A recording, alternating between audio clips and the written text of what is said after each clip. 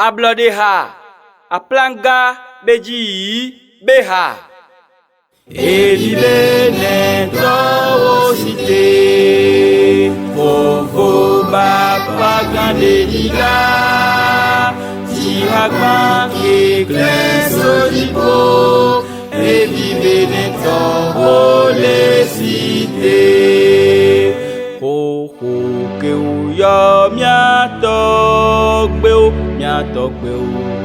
o mu gbojo o wekudo kankan deji zozo kuji jwe osa hun to sava le awan sen o mia pudu mia ocha mia tu egbe bevio nu sen dodo de kagbe si agbe dowowo me ne mia sopo vovo atudua mi gbagbojo elibe netowo site vovo Baba Gandelila, Tihagban Keklen Sodipo, Elibe neto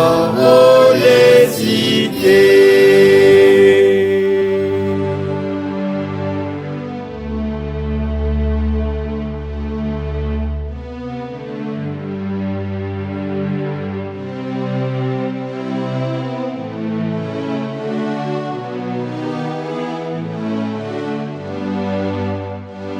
Osa, hunto sava, le awan, sen o mia pudu, mia ocha, mia tu, egbe bevio.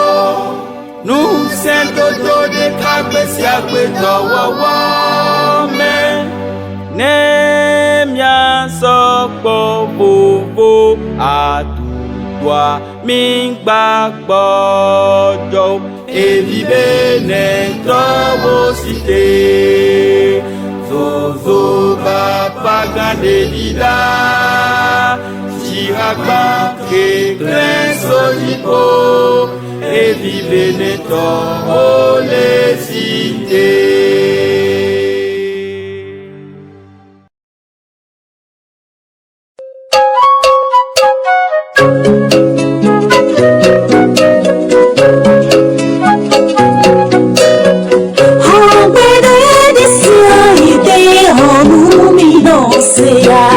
E ne convileni mi cité.